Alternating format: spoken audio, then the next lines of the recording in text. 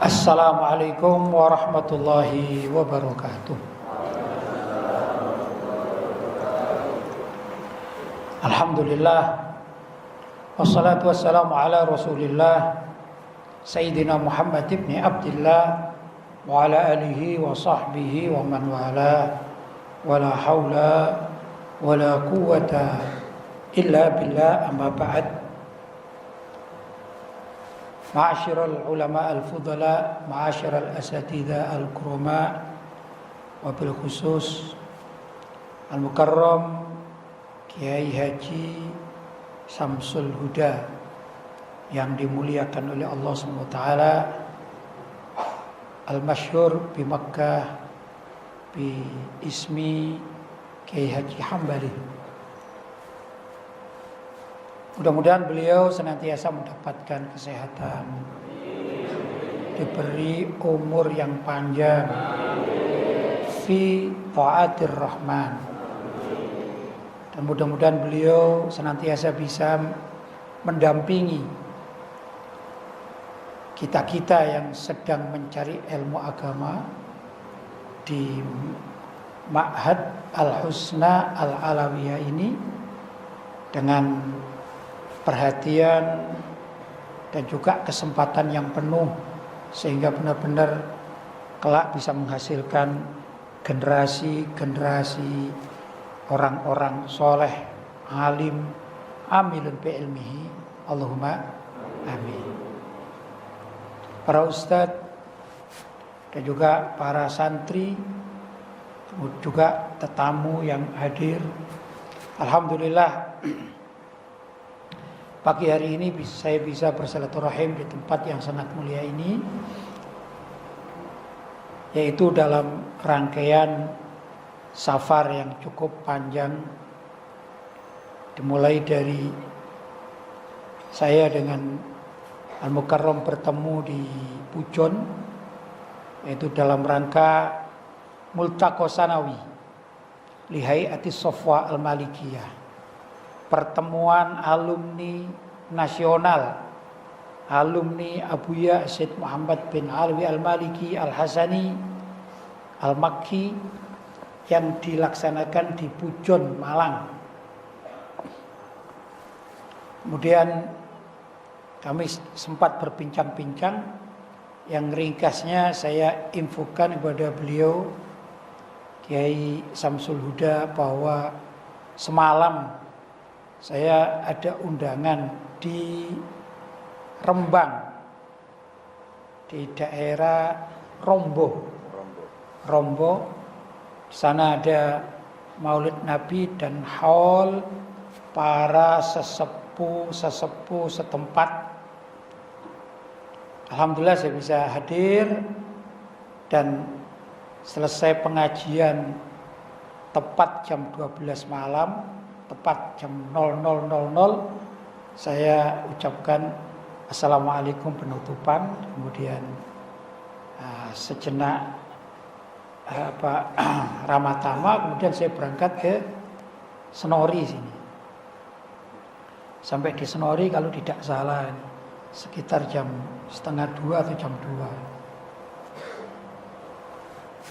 Jadi saya kira pengajiannya itu pada subuh tepat, saya kira. Ternyata kata beliau, saya dinego, gimana kalau jam 7 saja?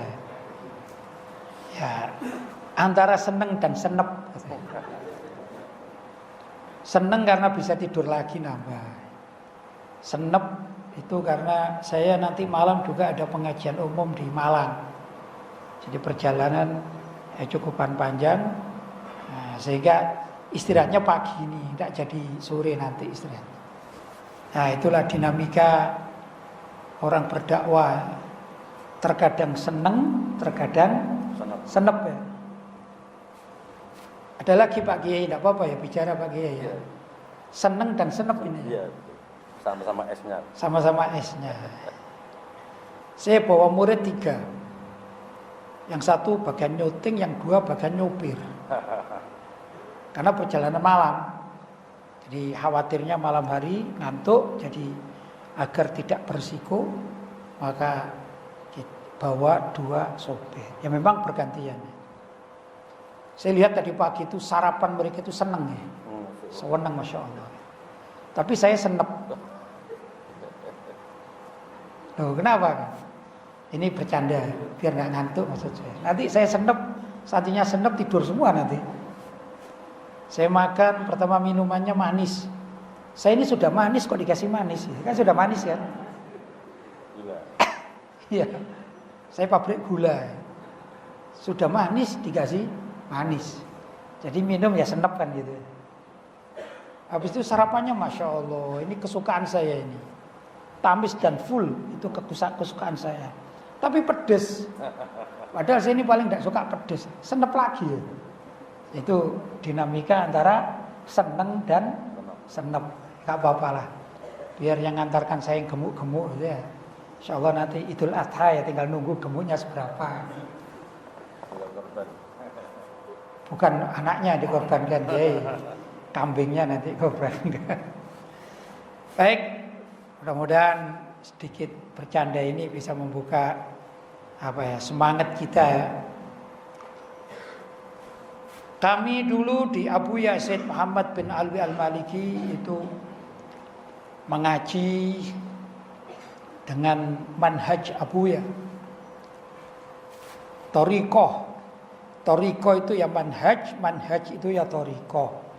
Walaupun kadang-kadang orang Indonesia ini ada perbedaan-perbedaan, tapi hakikatnya mazhab, manhaj, thariqah itu satu bahasa sinonim ya. Mungkin kalau orang Jawa itu ada mam, nedo, nyarap, napa malih Pak? Mangan ya. Alek maam lho wong tua-tua. Oh dahar nggih paling halus ya. Dahar wong tua-tua sepuh-sepuh. Maem niku nggih rada halus-halusan titik ngoten nggih. Mangan, mangan iki sak koncoan ngoten. Lek nyarap napa nyarap? Nah, nyarap niku kasar. Mungkin wong embongane nyarap. Mungkin ana sarapan lek nyarap ngoten. Tapi dudu saraf nggih. Nyarap. Itu malah rada kasar Pak. Lek wong Malang badok jenenge ya. Kasar. Tapi itu ya itu. Itu ya. Itu. Jadi tatkala sebagian kawan ditanya tentang apa thariqah Abuya ini. Abuya Said Muhammad bin Alwi Al-Maliki. Sebagian para ulama pecinta Abuya yang mereka ini kebetulan di Indonesia itu mengikut thariqah, kan ada Naksabandi gitu ya. Maka rata-rata mereka mengatakan, ini yang diceritain ini murid-muridnya Abuya orang dalam seperti saya ini. Saya alhamdulillah di Abuya mulai 1983 sampai 1991, jadi 8 tahun. Saya diceritai sama para aktivis tarekat atau tarikat Naksabandi. Kata beliau-beliau begini, gurumu itu tarikatnya Naksabandi. Saya bilang alhamdulillah. Nanti ketemu sama tokoh-tokoh Tijani, ya. Saya juga katakan, Masya Allah, Abuya Said Muhammad Al-Maliki itu gurumu itu tarekatnya At-Tijani. Saya jawab alhamdulillah. Ketemu yang ikut tarekat Syadzili juga begitu. Masya Allah, saya lihat bahwa gurumu ini Abuya Said Muhammad Al-Maliki tarekatnya Syadzili. Saya katakan apa? Alhamdulillah. Yang Idrisi juga begitu. Saya katakan alhamdulillah. Terus saya ditanya, kalau menurut sampean guru sampean itu tarekatnya apa itu? Malah saya nggak bisa jawab, saya nggak bisa jawab. Karena yang mereka harap adalah tarekat-tarekat yang terkenal di dunia kita, itu tarekat Mu'tabarah, bukan tidak terkenal begitu. Biasanya kami jawab, setahu kami Abuya itu mempunyai semua sanad tarekat. Semua sanad tarekat Abuya punya. Makanya sulit kami ini akan menjawabnya mau ikut yang mana gitu. Yang sering disampaikan sama Abuya, oleh Abuya kepada kami itu manhajnya, tarekatnya. Ya. Mungkin kalau mazhab ini terlalu tinggi karena mazhab biasanya urusan fikih gitu ya. Tapi itu kan lugotan kan sama tadi saya katakan. Abuya sering mengatakan torekot beliau atau manhaj Abi itu adalah manhaj at-ta'lim. Pertama, at-ta'lim wad da'wah wat tarbiyah. Apa? At-ta'lim wad da'wah wat tarbiyah. Dibalik boleh. Enggak kaku, dibalik ad-da'wah wat tarbiyah wat ta'lim juga boleh. Dibalik lagi at-tarbiyah wat ta'lim wad da'wah boleh.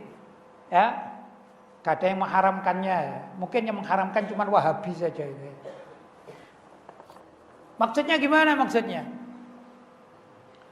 At-ta'lim itu apa? At-ta'lim itu apa? Model gimana at-ta'lim? At-ta'lim itu kalau bahasa saya ya. Kalau di Indonesia itu namanya Kiai Dampar. Tahu Kiai Dampar? Kiai yang ngajar kitab ini di Dampar itu namanya Kiai Dampar. Namanya at-ta'lim, mengajar kitab. Maka murid-murid Abuya mayoritasnya adalah mengajar kitab. Mayoritasnya. Karena dulu belajarnya belajar kitab. Di Abuya belajar kitab. Kalau saya ditanya ini paling sulit. Kalau angkatan ngisi bisa. Sezaman dengan siapa masih bisa cerita. Tapi kalau tanya kelas berapa, bingung. Saya itu tidak pernah naik kelas. Loh kok tidak pernah naik kelas? Apa karena bodoh? Enggak ada kelas di sana. Ganti-ganti kitab. Sistemnya ganti-ganti kitab. Zaman saya ini tahun 83, zaman ekstrim. Kiai. Zaman ekstrim itu begitu saya masuk, ini ada sekitar 17 orang kawan. Masuknya tidak bersamaan, tapi itulah yang menggunakan visa tolib terakhir. Visa tolib, visa pelajar terakhir. Habis ditutup sama pemerintah Saudi. Tidak ada visa tolib untuk pendidikan non formal atau swasta. Karena di Abuya itu swasta. Tapi sebelum itu semuanya pakai visa tolib. Termasuk saya ini adalah murid terakhir visa tolib. Setelah itu pemerintah, bukan pilihan kita ya. Pemerintah menetapkan siapapun masuk ke Saudi kalau enggak ke Jamiah, namanya visanya visa amil, visa kerja.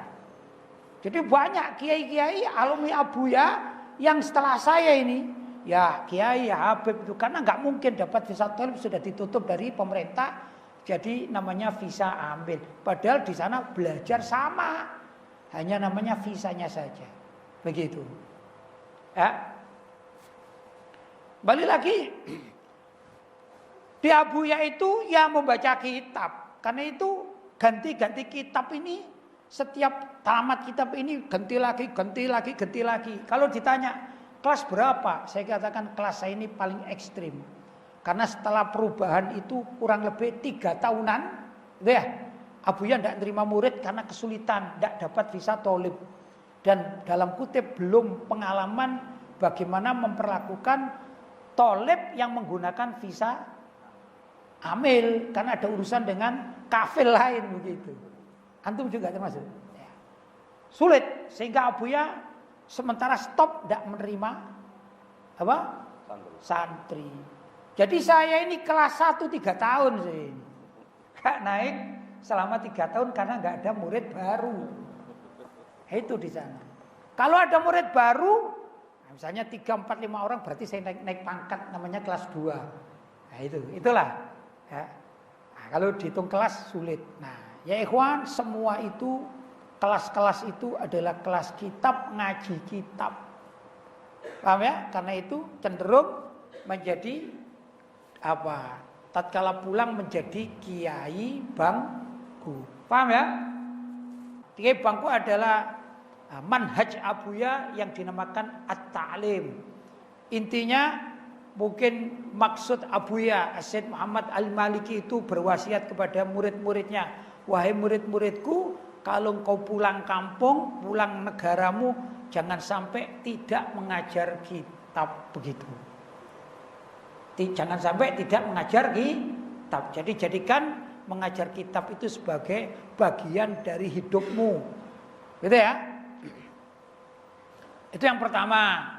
Manhaj apa? At-ta'lim. Yang kedua manhaj ad-dakwah. Saya terjemahkan manhaj dakwah itu adalah kiai mimbar. Kalau tadi kiai dampar, yang ini kiai mimbar. Maksudnya gimana? Jadilah di samping menjadi kiai-kiai dampar, jangan lupa khutbah Jumat di mimbar-mimbar dakwah. Dan juga jangan lupa ambil bagianmu di pengajian-pengajian umum. Begitu. Jadi bukan sekedar menjadi kiai dampar, tapi harus bisa menghadapi orang-orang awam, yang orang-orang awam itu sulit kalau diajak ngaji kitab, gak serantan, apalagi ngasai itu. Lari semua itu. Orang-orang desa-desa ngasai, ibu-ibu, bapak-bapak, pundi kitabe diasai, Melayu. Ya, semula datang yang daftar 100, 7 kali pertemuan tinggal 7 orang. Nah, itu masyarakat. Masyarakat perlu juga kita beri wawasan keagamaan. Namanya apa? Kiai mimbar. Sudah? Sebagian murid-murid Abuya berdakwah. Walaupun sebagian lain mengambil kiai dampar, sebagian lain kiai mimbar. Sebagian lain merangkap di samping kiai dampar sekaligus menjadi kiai mimbar. Begitu. Ya, saya bukan bercerita tentang saya, bukan ya. Mohon maaf itu ya. Saya mengajar beberapa kitab, tapi ada satu kitab sejak pulang sampai sekarang gak khatam sih. Mana kan? Saya pulang 91, sekarang berarti sudah 32 tahunan saya. 32 tahun. Kitab apa itu gak khatam ngajar di pondok? Namanya kitab Al-Azkar karangan Imam An-Nawawi. Gak khatam sampai sekarang 32 tahun. Loh kok bisa? Iya, saya satu baris berhenti, ceritanya lebih banyak. Ngajinya satu baris, cerita keterangannya ini lebih banyak. Paham ya? Jadi tidak hatam-hatam. Nah, dulu Abuya pernah menerangkan salah satu kitab yang beliau suka itu adalah kitab-kitab karangan Imam An-Nawawi. Beliau sangat suka. Beliau pernah cerita, saya masih ingat. Dulu ada seorang alim, nah, itu ada maktabah. Maktabahnya besar. Gini, apa maktabah? Apa?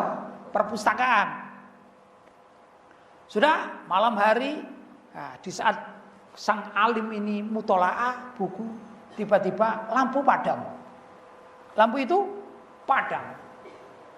Kata orang Senori, petengan, gitu ya. Gitu ah, Senori ya. Petengan, lampu padam. Subhanallah, sang alim ini tiba-tiba melihat di pojokan almari atau pojokan perpustakaan ini ada kitab yang bercahaya. Begitu. Setelah diambil, ternyata karyanya Imam An-Nawawi. Dari cerita Abu Yazid Muhammad bin Alwi Al-Maliki itu saya ambil manfaat. Kalau gitu besok-besok saya mencari salah satu kitabnya Imam Nawawi, akan saya ajarkan di pondok saya gitu. Akhirnya ketemulah kitab Al-Azkar. Subhanallah ya, yang ngaji pada saya, yang murid santri saya itu ada yang begini, bapaknya ngaji sama saya. Habis itu kan enggak hatam-hatam itu ya. Boyong itu. Setelah boyong menikah, saya nikahkan.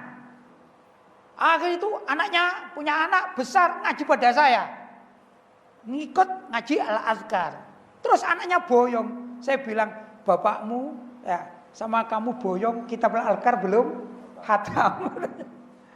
Tapi saya senang sekali dengan kitab Al-Azkar ini. Dan andai kata sudah hatam, saya akan balik lagi, tidak akan ganti kitab. Begitu. Kitab Al-Azkar. Untuk apa saya masuk kitab Al-Azkar itu?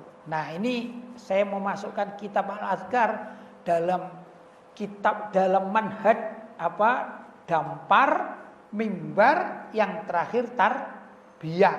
Nah, saya melakukan dengan Al-Azkar. Jadi dampar mimbar kitab Al-Azkar. Begitu. Apa itu? Yaitu manhaj tarbiyah. Manhaj apanya? Abu ya? Tarbiyah. Tarbiyah itu dalam bahasa lain ada namanya tau'iyah. Itu memberikan doktrin-doktrin. Ya, tau'iyah itu juga tarbiyah. Contoh begini contoh. Seorang yang menjadi muallim. Ada namanya muallim, ada namanya murabbi. Itu ya. Kalau muallim, ini muallim yang kelas bagus ini. Muallim yang nilainya 100. Paham? Saya tidak mengatakan guru pesantren, tidaklah. Guru sekolahan aja enak. Ada guru teladan. Dia kurikulumnya itu sesuai selesai. Diajarkan sesuai dengan budgetnya, waktunya tepat. Guru ini dibayar 1 bulan, sebut saja 2 juta. Diperintahkan atau tugasnya menyelesaikan pelajaran matematika 1 kurikulum selesai misalnya. Dia tepat waktu. Tidak pernah bolos. Tidak pernah bolos. Selesai tepat waktu dan muridnya ini ngerti semuanya. Tapi saya beri nama yaitu guru muallim. Dalam bahasa lain kiai dampar. Bagus. Bila perlu dapatkan hadiah ini guru ini karena guru teladan. Itu guru muallim namanya, muallim. Kalau guru murabbi tarbiyah beda. Guru tarbiyah itu beda. Apa bedanya? Kalau guru tarbiyah bukan berarti gurunya nakal atau curang, enggak begitu. Dia kalau masuk di kelas, dia perhatikan anak muridnya. Misalnya ada muridnya 1, bajunya ini terbuka. Nah, ini apa namanya? Kancingnya yang terbuka. Ya, terbuka. Ditanya, kenapa kancingnya terbuka? Perhatian. Oh iya, Pak Guru, belum saya tutup. Tutup. Dulu ada video pendek. Saya tertawa, tapi saya senang. Tertawa karena lucu, senang karena gurunya ini murabbi. Ya kebetulan perempuan. Kalau tidak salah itu guru TK. Begitu ceritanya. Ada anak TK laki-laki ini, mohon maaf ini ya, nangis di kelas. Nangis. Habis itu ditanya sama bu gurunya. Nah, kenapa kamu menangis? Mohon maaf ini ya. Ya bu guru, saya mau kencing gitu. Diantarkanlah sama gurunya ke depan pintu kamar mandi, masuk. Ternyata di dalam ini nangis. Di dalam ini si anak nangis. Ya kan bingung gurunya perempuan, anaknya laki-laki, tapi masih TK. Digedol lagi keluar, kenapa gitu? Gak bisa bu guru, gak bisa kencing. Loh, kok gak bisa kencing gimana sih? Heran ya, apa sakit itu? Tetap nangis. Setelah ditanya kenapa? Bu guru, gak ada resletingnya. Ternyata makainya kebalik, resletingnya di belakang. Jadi akhirnya sama bu gurunya, ini salahnya. Kalau pakai celana jangan cepat-cepat. Ini ditaruh di depan resletingnya, bukan di belakang. Ini namanya guru tarbiyah. Paham? Imam Syafi'i itu guru murabbi. Imam Syafi'i. Suatu saat beliau datang ke rumah Imam Ahmad, ceritanya panjang, saya tidak akan cerita ini. Ringkas cerita, beliau disodori atau disuguhi makanan sarapan begitu oleh Imam Hambali, Imam Ahmad bin Hambal, muridnya. Tiba-tiba beliau makan dengan makanan yang banyak ini. Disuguhkan makanan, dimakan. dihabisin lah kalau bahasa kita itu. Putrinya Imam Ahmad itu mengatakan begini, lah iya, ayahku itu kok yang selalu dipuji kok gurunya. Siapa gurunya Imam Ahmad? Imam Syafi'i. Makannya banyak, katanya ulama makannya banyak, suguhannya habis semuanya. Mungkin karena nggak pedes juga dia ya.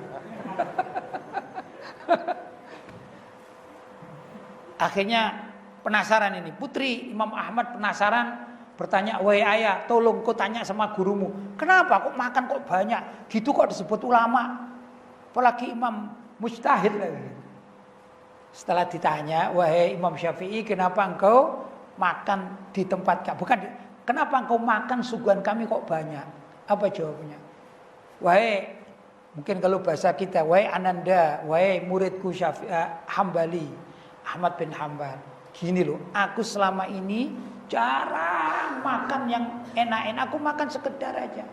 Kalau di rumah baru aku makan, di luar aku takut makan. Takut apa? Takut kena makan syubhat. Takut. Aku punya uang tapi gak berani, takut makanan syubhat.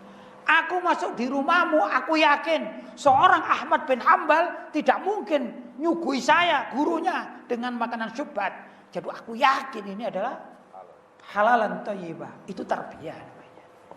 Paham?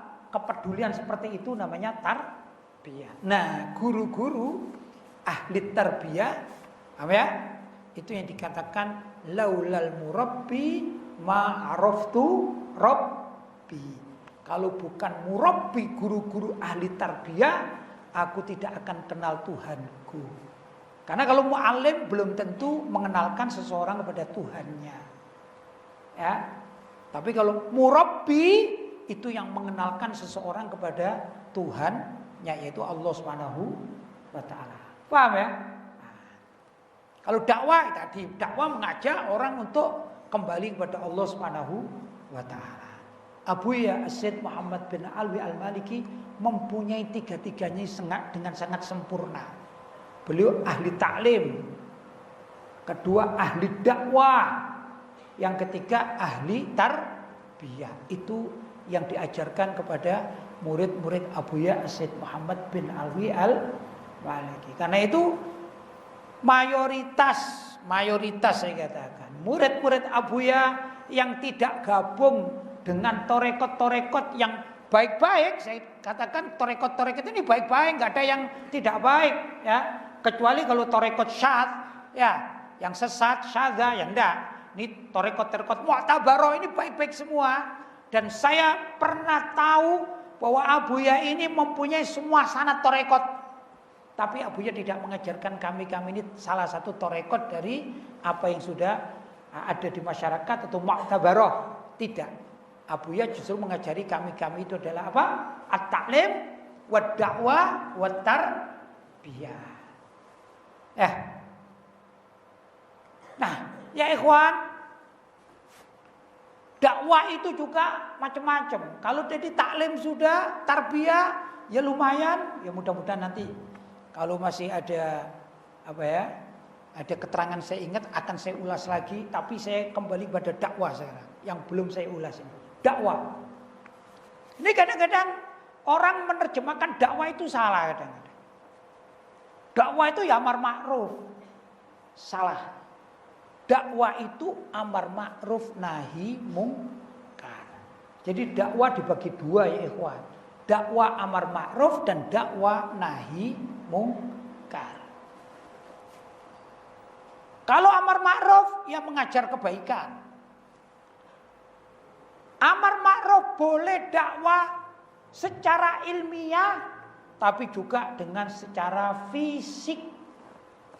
Dan itu dilakukan oleh Abuya As-Said Muhammad bin Alwi Al-Maliki. Dakwanya Abuya ke mimbar-mimbar, bahkan ke televisi. Karena waktu itu zamannya televisi, belum zaman YouTube bukan ya. Maka Abuya diundang seminar-seminar di berbagai negara menyampaikan amar ma'ruf. Begitu ya. Berarti dengan apa? Amar ma'ruf menggunakan non fisik, ya? Ilmu. Dan ini alhamdulillah mayoritas murid-murid Abuya juga mereka adalah berdakwah dengan ilmu. Begitu ya. Berdakwah dengan ilmu. Tapi berdakwah juga bisa dengan fisik atau non ilmu. Yang dilakukan oleh Abuya Syekh Muhammad bin Alwi Al-Maliki, beliau betapa banyak mengeluarkan harta bendanya demi untuk dakwah Islamiyah. Pondok-pondok pesantren di Indonesia ini banyak yang telah dibantu oleh Abuya dengan uang pribadinya, itu banyak. Itu namanya dakwah pakai non fisik. Belum kami-kami ini. Murid-murid Abuya, ini mohon maaf ada dua sifat ya, dua kelompok lah, tapi bukan kelompok yang bertengkar ini ya. Ada seperti juga di Indonesia ini ada namanya pesantren yang mengaji, santrinya mengaji di dalam, begitu ya. Ada pesantren yang tidak begitu, menerima orang kampung, mereka tidur di rumahnya tapi nyantri di pondok pesantren. Ya, dalam bahasa kita dulu yang nyantri di pondoknya Abuya namanya santri dakhili, orang dalam. Sudah? Sedangkan yang nyantri Kalongan atau Manuan atau apa orang sini ya? Kalongan ya. Santri Kalong itu kita istilahkan dengan santri khoriji atau mujawir. Saya termasuk santri dakhili. Zaman saya ini muridnya Abu itu 60 orang. Zaman saya. Dan tidak kurang dari itu, 60 50 60 50 yang jadi dakhili, ataupun yang khoriji ratusan. Tidak bisa terhitung, begitu. Nah, karena saya ini orang dalam, jadi saya tahu apa ini. Abuya ini menanggung makan kita. Seluruh anak pondok ditanggung. Bukan sekedar makan, uang saku itu loh. Dikasih. Jadi praktis dalam bab ini kita tidak berbicara tentang orang tua kita tidak. Tapi orang tua kita ini dibuat nyaman sama Abuya. Sudah, anakmu yang penting anakmu mau ngaji, nggak usah kamu mikir duit. Begitu ya. Kamu ini kan saudara-saudaranya masih banyak, kamu ngurusi pondok, ngurusi ini. Biar anakmu itu aku tanggung semuanya. Begitu ya, ikhwan. Saya masih ingat 1 tahun pertama saya mondok. Nah ini. Ya, boleh bangga lah gitu ya. Boleh bangga. Saya termasuk orang yang tidak suka jajan, walaupun bukan berarti nggak jajan, tapi agak sedikit gemi ya Pak, gemi. Suka menabung ya. Saya ini orang baik, suka menabung dan tidak sombong saya. Tahun pertama saya sudah bisa beli kitab Fathul Bari pada tahun pertama. Ditanya sama kawan-kawan saya, kamu beli Fathul Bari itu sudah bisa membaca? Enggak, pokoknya tak bawa pulang. Pikir saya, ya biar untuk nakut-nakuti tamu lah gitu. Nggak ikhlas ya. Nggak ngerti, nggak bisa ngaji, nggak bisa ngaji. Tapi belanjanya kitab Fathul Bari. Itu begitu. Karena uangnya berlebihan, kan sayang. Jadi saya punya kitab Fathul Bari. Ya kan murid punya kitab Fathul Bari kan gaya kan gitu ya. Gaya enggak? Ya waktu pertama ngaji enggak ikhlas ya enggak apa-apa, udah ikhlas pertama ngaji. Akhirnya pulang punya kitab Fathul Bari, sekarang sangat manfaat begitu. Artinya apa? Uang yang dikasih Abu itu berlebih-lebihan. Begitu. Saya masih ingat waktu saya pertama kali mondok uang saku dikasih 50 real tahun 83. Semuanya masih murah. Beli ayam mateng utuh, ayam panggang utuh itu cuma 10 real. Saya diberi uang 50 real. Jadi kalau misalnya gaya-gaya juga gini, wah, aku mau beli 1 ayam panggang tak makan sendiri, cukup uang saya. Karena uangnya berapa? 50 real. Itu bukan uang makan loh ya. Uang makan sudah disediakan, semuanya sedia. Ini uang saku. Itulah Abuya Syekh Muhammad bin Alwi Maliki. Jadi semuanya kita ini ditanggung hidup kita. Ala kulli hal, berkembangnya waktu, saya diangkat menjadi penulis. Penulis.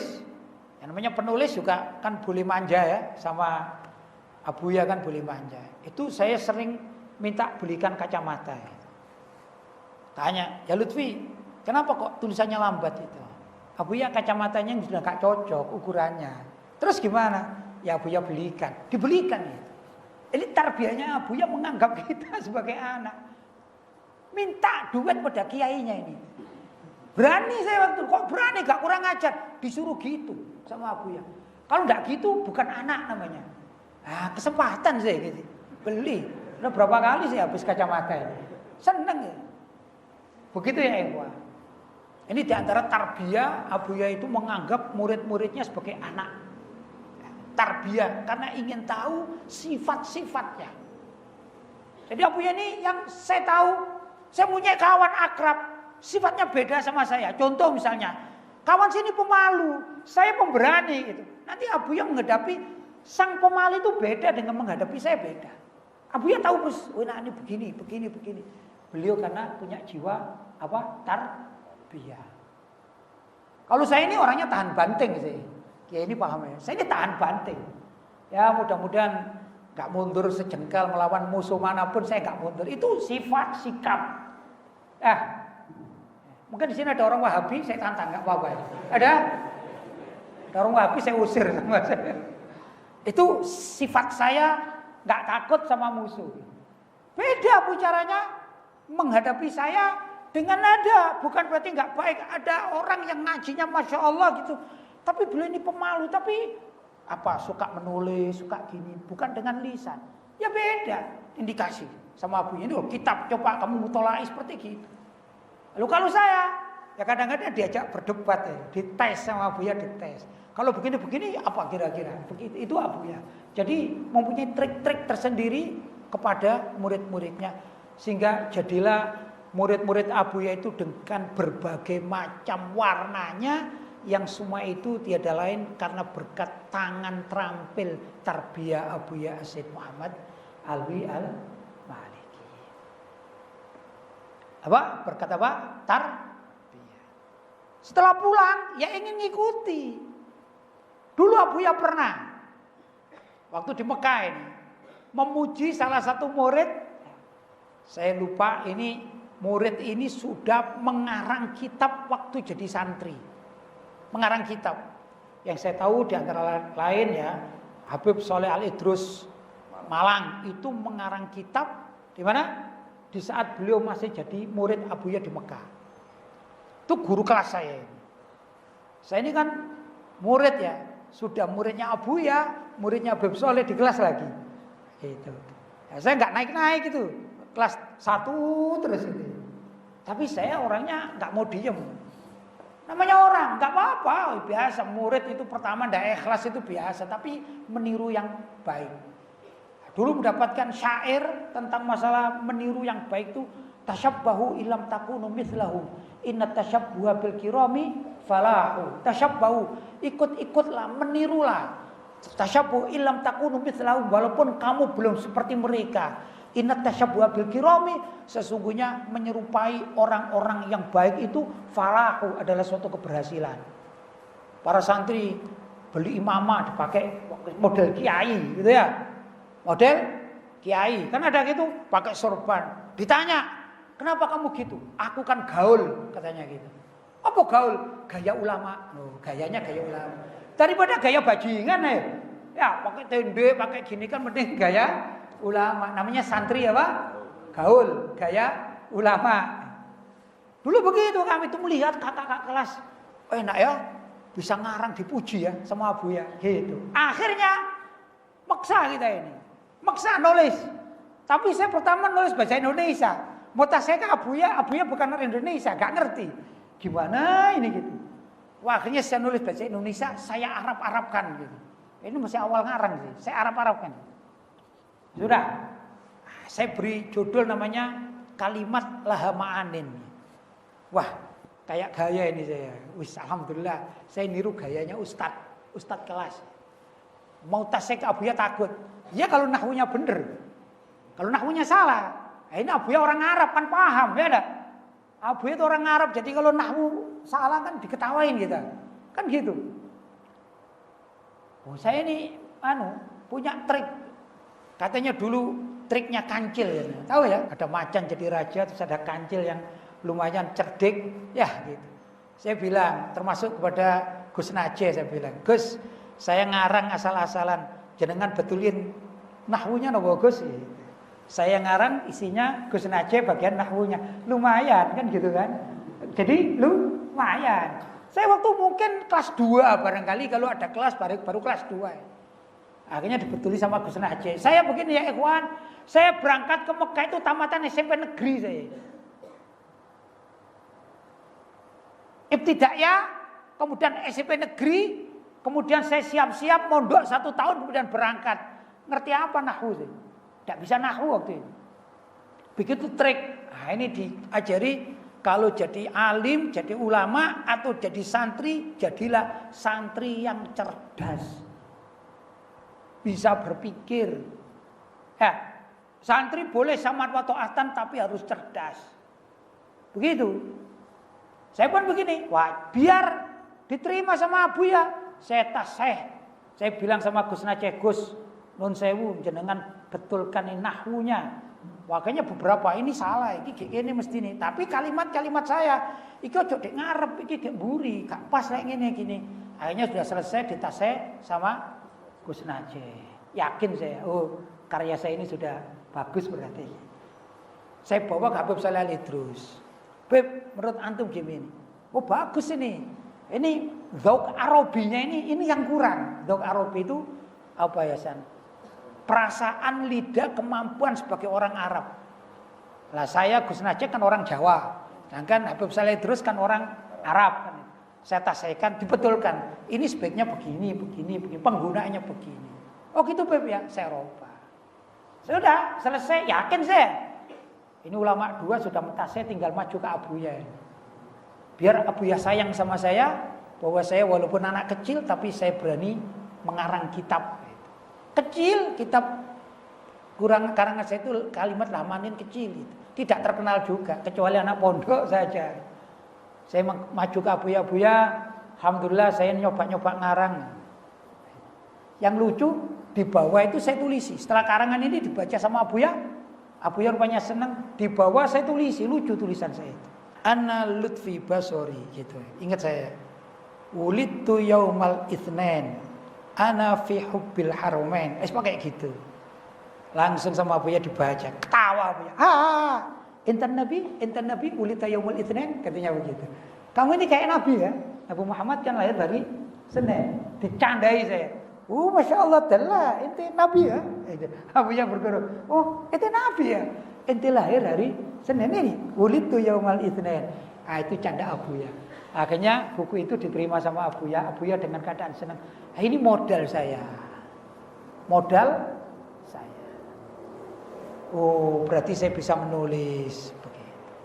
Ringkas cerita ya Ewan, saya pulang. Saya kemudian bergaul dengan mahasiswa kan di Malang tempatnya pelajar-pelajar. Praktis saya hanya laku di pondoknya abah saya saja. Waktu itu. Saya lebih senang di kampus-kampus. Begitu. Jadi saya ini ngajar macam-macam itu di kampus. Madkhalul Wusul saya ajarkan di kampus. Kitab-kitab saya ajarkan. Lama-lama anak kampus itu ya pusing sama saya. Pak Ustadz, ngaji gak usah bahasa Arab gitu Pak Ustadz. Biar paham, diterangkan aja anak kampus. Lama-lama bergaul sama mereka, lama-lama saya berpikir, wah ini kasihan anak kampus ini diajak ngaji kitab gondol itu cak angele. Kalau gitu kitab gondol saya terjemahkan ke dalam bahasa Indonesia dengan bahasa kampus. Saya terjemahkan. Akhirnya lama-lama ya ikhwan, saya ini jadi hobi menulis. Rata-rata setiap hari saya ini menulis 1 artikel. Jadi hadis Nabi saya ulas pakai kayak gini ini, tapi pakai tulisan tangan. Maka alhamdulillah karya saya sekarang boleh diklik www.pejuangislam.com ya. www.pejuangislam.com itu website saya ya. Situ ada karya tulis pejuang, klik saja. Ini kapan hari saya minta anak pondok, guru-guru tolong di print, saya kepingin tahu karya saya ini sampai berapa ini, mungkin segini atau apa ya gitu ya. Misalnya kalau kamus yang besar itu Al-Munawwir misalnya gitu, barangkali wis akeh gitu. Sudah, saya dibawa link itu, kemudian ustadznya balik pada saya katanya, "Mohon maaf, ini tidak mampu, kami ngeprintnya nggak mampu." Saya bilang, "Ngeprint di mana?" "Di kantor." "Ngapain ngeprint di kantor? Kantor pondok, bukan pondok soge yang ngeprint. Sana lu bayar sana, kita kasih duit kalau perlu. Mau berapa? 3 juta, 4 juta, 5 juta, tak kasih duit. Cari tempat yang modern." Nah, gitu. Saya dibawa, pulang gak hasil. Saya marahin, disuruh ngeprint aja, tinggal ngeprint, bayar aja gak hasil. Bukan gitu, yang ngeprint gak mampu. Maksudnya gimana gak mampu itu maksudnya? Kok aneh? Cari yang modern alatnya. Bukan gitu. Gini loh, kata orangnya setelah dihitung, tulisan jenengan itu kalau di print itu tingginya 1 meter. Setiap hari saya ngarang 1 artikel. Kenapa? Karena saya penulisnya Abuya, tiap hari suruh nulis sama Abuya. Nukil karyanya Abuya sini penulis, tiap hari suruh nulis. Akhirnya tangan nggak bisa berhenti. Jadi dari dulu ini kumat-kumatan kalau nggak nulis tuh kewatal gitu ya. Akhirnya jadi penulis saya. Buku saya alhamdulillah yang diterbitkan sudah beberapa buku saya ini terbitkan resmi. Ada juga yang pernah diterbitkan Gema Insani Pers dan dipasarkan di Gramedia itu pernah ada, namanya Musuh Besar Umat Islam. Tapi sekarang sudah tidak lagi di Gramedia, ini sudah lama ya, 10 tahun yang lampau. Ada di tempat saya, ada masih yang saya cetak begitu, buku saya. Alhamdulillah. Ya, saya canda sama ustadz yang ngeprint itu. Berapa? 1 meter. Kalau dibukukan berapa? Katanya hitung-hitungan dihitung. Kalau satu buku digunakan dengan 250 halaman, itu bisa sampai 35 jilid. Kalau jenengan tidak berhenti, misalnya ngomong lek jenengan mati ya sakmono. Tapi lek jenengan urip terus iki sing jadi masalah jadi guru-guru ini. Kok tambah 40 jilid, 50 jilid? Saya kemudian bercanda ini, bukan sombong naudzubillah min dzalik. Waduh, gak sengaja ya. Gedean kitab ketimbang Ihya Ulumuddin. Timbangane Fathul Bari gedean dukuran kitabku. Tapi bukan isinya loh ya. Saya ini rajin menulis artikel ringan-ringan. Mungkin jenengan pernah baca 1 kali 2 kali. Ringan-ringan kadang-kadang. Artikel saya itu pernah masalah Piala Dunia. Pernah nulis Piala Dunia. Sopo sih menang. Oh ternyata yang itu muslim. Ada pemain bolanya muslim. Saya ulas keislamannya. Gitu ringan-ringan. Karena untuk anak kampus. Tapi saya arahkan semuanya kepada mengenal Allah. Mengenal Islam. Jadi bukan model kayak kitab Ihya Ulumuddin yang ilmiah sekali, dalil denda. Cuman besarnya tadi itu loh ya. Saking seringnya nulis, enggak kapok-kapoknya, nah itu begitu. Dulu saya ini pernah dalam kutip dipenjara oleh Abuya. Pernah? Oke. Ya apa? Ramadan waktu itu. Abuya ini diminta nulis di satu koran Ukad namanya. Koran Ukad, koran Ukad. Jadi di halaman pertama sama baliknya koran ini. Semua itu tulisannya Abuya. Abuya memberikan kitab-kitab ini, mau tak masukkan. Saya diperintah sama Abuya karena saya penulis. Akhirnya di hurfa Abuya itu, ya Lutfi, kamu di sini. Kalau kepingin ke toilet ini, toiletnya saya dipakai. Gak boleh keluar, makan nanti dikirim. Begitu. 2 hari 2 malam saya. 2 hari 2 malam di penjara nulis, gak selesai-selesai, capek di sini saya ini. Bayangkan, kalau ada Abuya, waduh, tambah takut kita, gak selesai. Ditanya terus, selesai. Lama Abuya, Lisa Abuya. Ditunggu sama Abuya. Waktu sambil nulis, saya alhamdulillah dikirimi tufah, apel, dikirimi astagfirullah, madu, biar kuat. Abuya dikasih madu. Pokoknya kasih suplemen itu sampai 2 hari 2 malam saya tidak keluar dari kantornya Abuya. Ya, kawan-kawan saya pada ngaji pada gini, saya nulis gitu. Kalau sudah capek, saya tidur aja. Tidur di ruangan Abuya itu tanpa apa tidur aja. Nanti kalau Abuya masuk, bangun gitu ya. Itu pernah pengalaman. Jadi itu menyebabkan saya ditarbiyah oleh Abuya menjadi seorang penulis. Alhamdulillah sampai detik ini saya menjadi seorang penulis. Begitu ya. Nah, ikhwan, karena apa yang saya rasakan dari tarbiyah Abu Yazid Muhammad bin Alwi Al-Maliki, ada taklim, saya juga taklim, mengajar, ya. Walaupun kitab Al-Azkar 32 tahun tidak hatam, tapi kan namanya taklim, ya. Tapi saya juga ngajar kitab-kitab Abuya yang lain, saya ngajarkan di kelas guru juga saya ngajar. Yang kelas bersama-sama itu taklim sudah saya amalkan. Nah, kemudian yang kedua dakwah. Alhamdulillah sekarang ini namanya dakwah. Jadi ya, dakwah amar ma'ruf. Nah, yang kedua ya ikhwan, dakwah nahi mungkar. Abuya itu melakukan dakwah nahi mungkar. Cuman nahi mungkarnya Abuya bukan dengan fisik tapi dengan ilmiah. Abuya pernah debat dengan tokoh-tokoh Wahabi. Begitu. Debat dikeroyok tokoh-tokoh Wahabi tidak kalah. Bahkan waktu itu ada Raja Fahad. Raja Fahad mengacungkan tangan salut kepada Abuya. Itu dakwah Abuya nahi mungkar. Dan Abuya tidak pernah mencela orang yang nahi mungkar dengan tangan. Begitu ya. Mungkin kayak kawan-kawan kita FPI itu kan nahi mungkar dengan tangan. Dan Abuya pernah mendoakan, ya mudah-mudahan diselamatkan oleh Allah SWT. Mereka niatnya nahi mungkar. Begitu. Nah, kenapa? Sayyidina Umar bin Khattab kan nahi mungkar dengan tangan kan? Banyak. Ulama-ulama yang nahi mungkar dengan tangan juga banyak. Waktunya perang ya perang, namanya nahi mungkar dengan tangan. Tidak masalah. Semua punya dalil. Tapi Abu Yazid Muhammad bin Alwi Al-Maliki karena beliau di masanya bukan masa perang, beliau nahi mungkarnya dengan ilmiah. Itu yang kebanyakan dilakukan oleh murid-murid Abu Yazid Muhammad bin Alwi Al-Maliki. Ya, saya termasuk diantaranya senang nahi mungkar dengan lisan. Saya berani mengatakan kalau ada acara-acara NO yang mungkar, saya katakan mungkar dan itu berdosa, diancam di neraka. Saya berani. Karena apa? Suatu saat Mbah Hasyim Asy'ari di dalam kitab An-Tambihat Al-Wajibat itu beliau mengatakan, suatu saat aku melihat ada orang-orang NO, anak-anak muda NO membuat peringatan Maulid Nabi. Beliau orang NO loh ya, ahli Maulid Nabi. Tapi di situ dikumpulkan dengan mungkarat.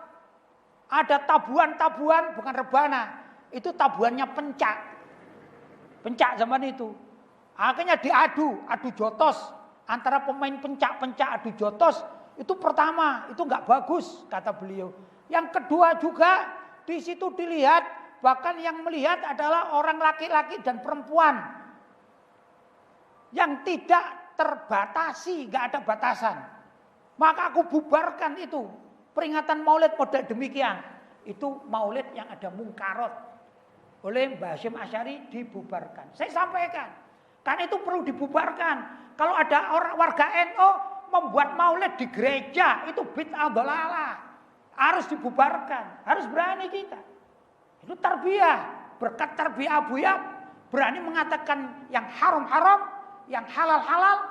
Ya jadilah murid-murid Abuya berani mengatakan seperti itu walaupun resikonya ini besar. Resikonya besar. Apa resikonya? Dimusuhi banyak orang. Tak kasih tahu. Zaman sekarang ini NU itu bisa dijual nama NU.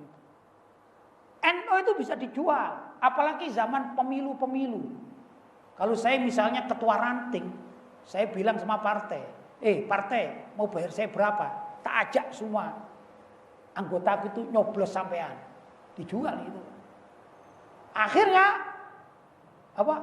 Partai itu saya dimasukkan jadi misalnya calon anggota DPR, ya dapat uang, rakyat saya, umat saya, jamaah saya suruh jangan lupa ya, coblos aku dan partaiku.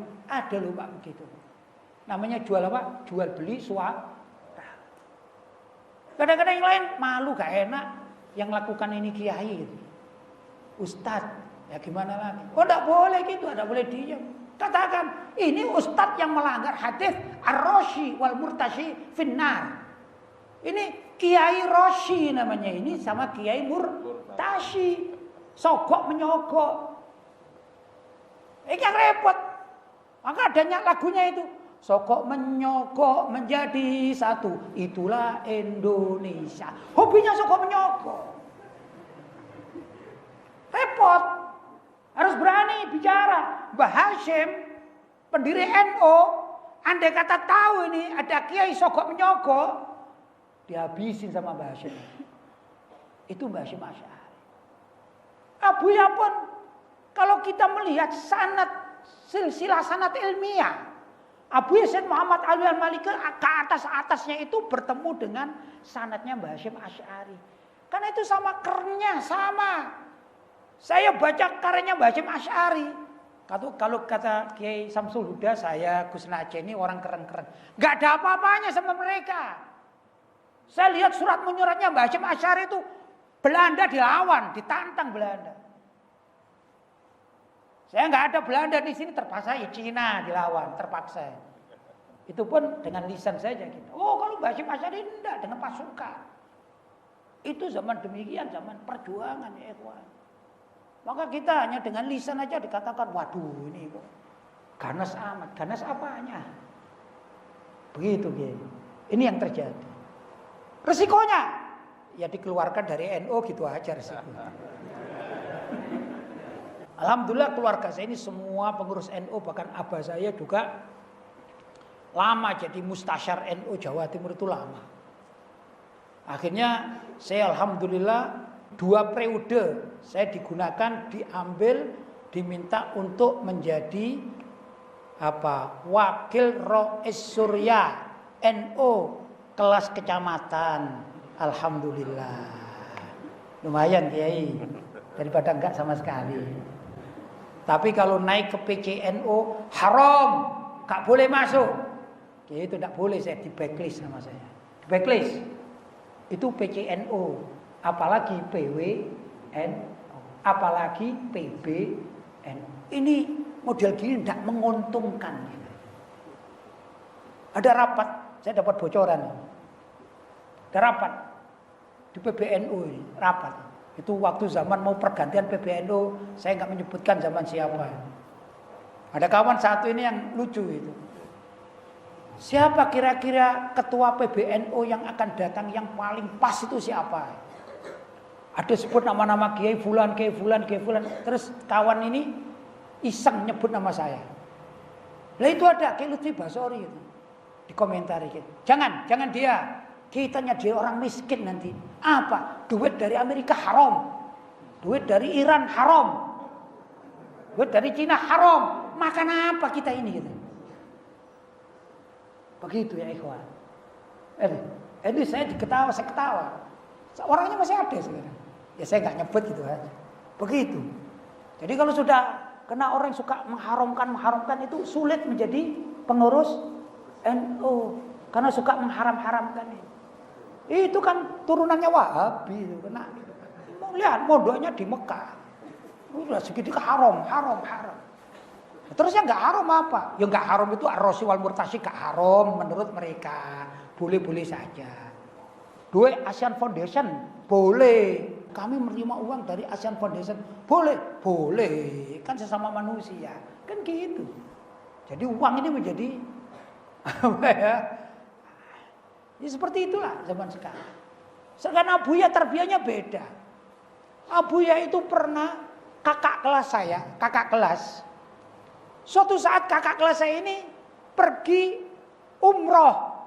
Ya kan di Mekah ya, bukan dari sini pergi umroh. Dari pondok berangkat umroh. Akhirnya tawaf, setelah tawaf kemudian mau sa'i, ketemu sama orang. Ditanya, ente minta alim, ente pelajar, ente talib, nah dikasih duit. Orang Arab dikasih duit kakak kelas saya ini. Itu dimarahin sama Abuya. Ente tarif kata, fulus halal, haram, au syubhat. Kamu tahu enggak duit yang kamu terima itu duit apa? Halal, wong kamu enggak kenal yang ngasih. Haram atau syubhat? Anda enggak mau punya murid makan barang syubhat, itu Abuya. Enggak boleh kasih ke orang, jangan. Murid enggak boleh, murid saya makan barang syubhat, enggak boleh. Apalagi yang haram, apalagi ar-rashi wal murtasyi. Itu Abuya Said Muhammad bin Alwi Al-Maliki.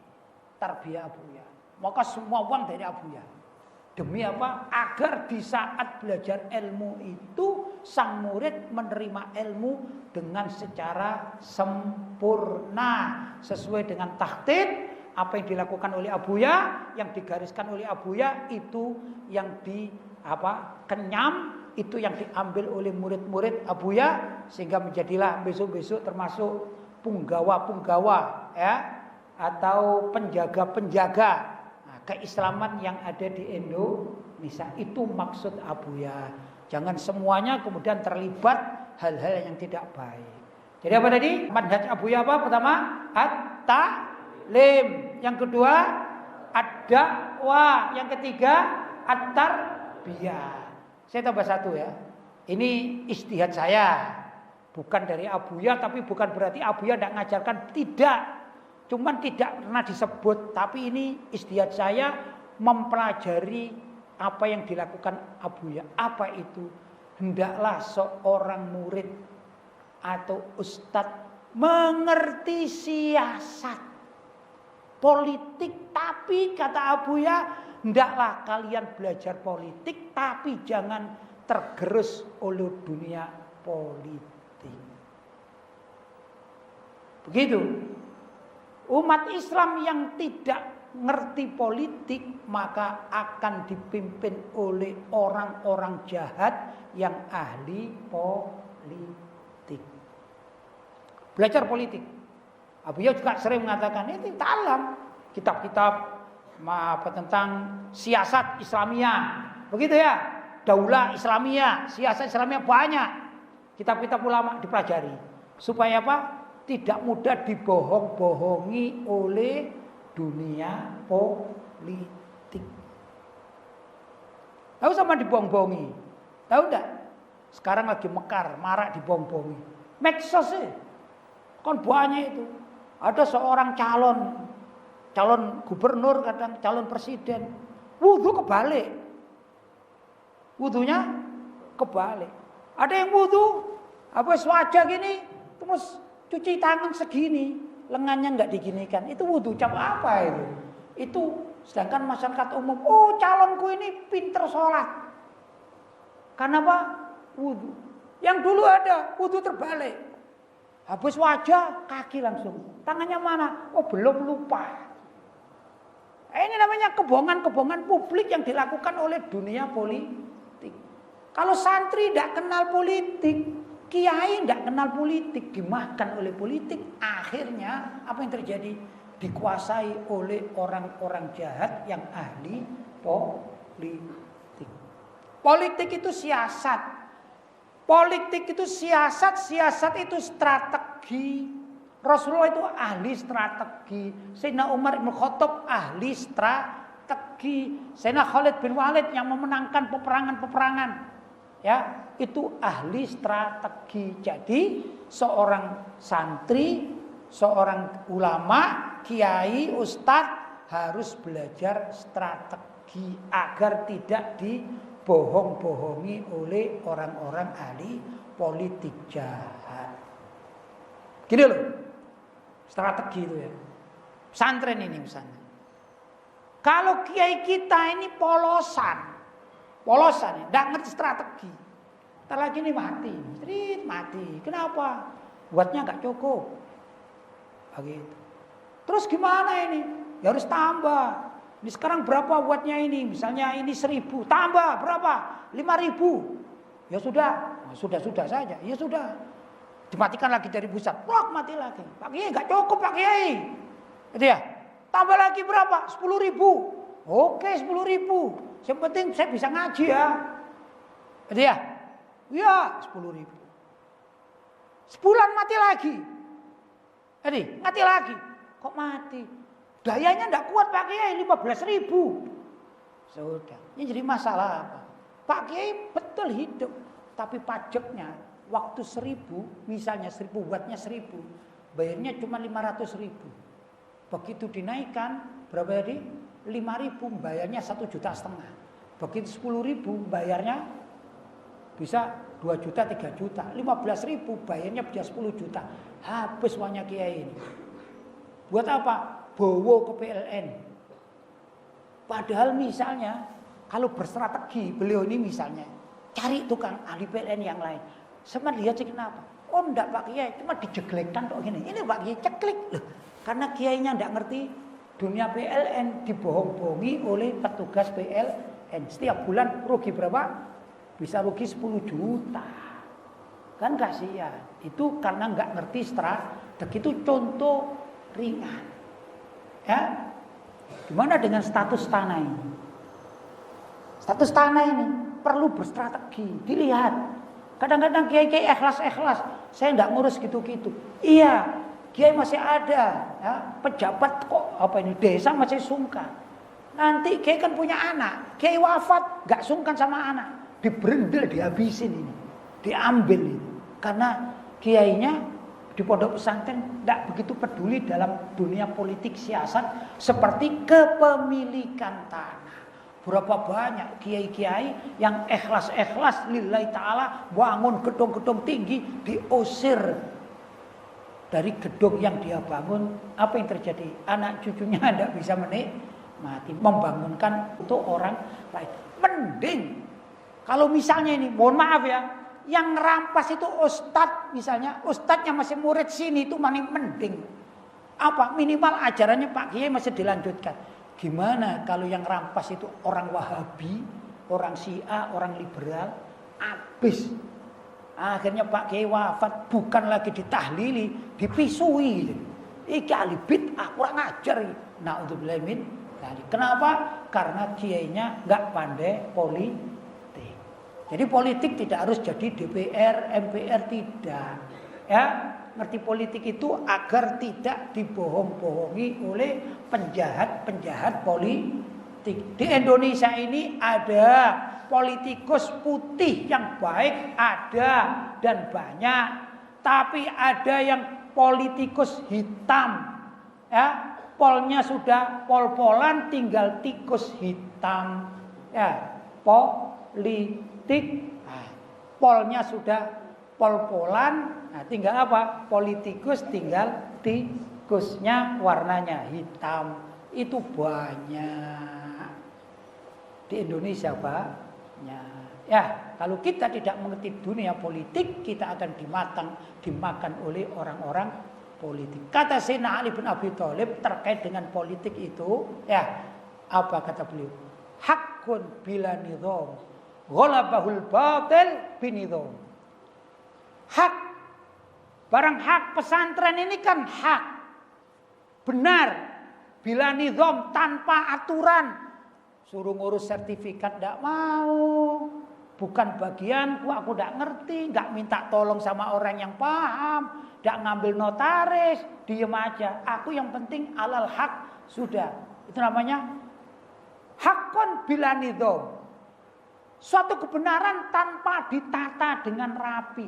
Ghalabahul batil binidham, suatu saat akan dikalahkan, dihapuskan, di bumi hanguskan oleh kejahatan, kebatilan yang oleh kebatilan ini pemiliknya adalah ahli strategi. Begitu. Jelas ya? Karena itu saya anjurkan, ayo para santri dimanapun berada dan semua umat Islam, jangan buta politik, jangan. Jadilah orang yang ngerti politik walaupun sejenak. Jangan sampai sudah saya lillahi ta'ala, saya tidak mau dunia gitu-gitu. Pokoknya saya mati menghadap Allah. Iya, tapi sayang nanti karyamu di bumi hanguskan, gak dapat apa-apa. Pak Kiai kita misalnya alhamdulillah ngerti politik, akhirnya disertifikatkan. Oh berarti gak mungkin, aku mati tetap akan aku bawa saksi di muka bumi ini. Ya Allah, itu bangunanku, ditunjuk. Yang mana itu? Yang senori itu bangunanku ya Allah, aku yang bangun. Tanya sama malaikat, ada sertifikatnya? Ini sertifikatnya. Ya, alhamdulillah masih ada. Tapi kalau Pak Yai ini gak mau kayak gitu-gitu. Pak Yai meninggal dunia, ditanya sama malaikat, kamu ngapain aja di dunia? Loh, saya bangun pondok. Mana pondokmu? Itu di senori. Yang mana? Tunjukkan. Loh, kok sekono? Kok gak ada? Ternyata digusur. Digusur kayak rempang digusur. Ini bukti nih. Mana? Gak rugi, gak nyesal. Nyesal. Katanya apa? Harta itu bisa dibawa mati. Tapi karena hartanya digusur, maka tidak bisa dibawa mati. Karena itu perlu belajar politik, strategi. Kalau tidak ngerti. Lawang saya ini tamatan TK Islam. Habis itu madrasah. Habis itu sanawiyah, aliyah, mondok. Lah saya ngerti apa? Berkawan. cari kawan yang mengerti, orang-orang baik sekitar kita masih banyak. Mungkin kawan yang kerjanya di pengacara, punya notaris, sing ngaji-ngaji masih banyak. Begitu caranya belajar kepada kawan-kawan. Mungkin ada politikus-politikus kawan kita, dulu teman SMP, dulu teman sanawiyah, jadi gitu. Mungkin jadi camat, jadi lurah, kita berkawan sama mereka, tanya, Pak Lurah, ini gimana caranya ini? Biar saya nggak digusur, caranya gimana? Begitu ya. Maka memahami sedikit dunia politik ini akan bermanfaat bagi dakwah kita baik di dunia maupun di akhirat. Jadi gimana tadi? Ada berapa? Yang 3 yang sering disebut oleh kawan-kawan ya, bisa dikatakan resmi manhaj as-suffah al-malikiyah. Apa itu manhajnya? At-ta'lim, wa da'wah, wa tarbiyah. Kemudian istiadat saya tambahi karena melihat bagaimana Abuya cara bekerjanya. Abuya juga berhubungan dengan pemerintahan sana, dan saya berkali-kali mendapatkan surat suruh nulis. Bahkan ada namanya Bapak Abdurrahman Bajoda, itu intelnya kerajaan Saudi. Datang dan saya suruh nemui. Berarti Abuya juga ada ngerti politik, walaupun bukan beliau itu ahli politik seperti wakil-wakil rakyat, tidak ya. Nah, jadi ada 4, satunya apa? As-siyasah Islamiyah. Maka jangan ada lagi orang mengatakan pondok jangan bicara politik. Enggak, di pondok kita bicara politik. Ada yang mengatakan orang-orang ini sekuler itu, masjid jangan jadikan lahan politik, jangan. Kita katakan Masjid Nabawi adalah masjid politik. Karena Nabi menyeting semua peperangan itu dan pemerintahan dari Masjid Nabawi. Berarti Masjid Nabi adalah sumbernya politik Islam. Itu keyakinan kita. Ya ikhwan, mudah-mudahan apa yang saya sampaikan sudah sangat banyak. Mudah-mudahan ini sekali, mungkin bukan untuk yang terakhir ya. Mudah-mudahan bisa singgah lagi ke sini. Allahumma amin. Hadza wal afu minkum. Wassalamualaikum warahmatullahi wabarakatuh.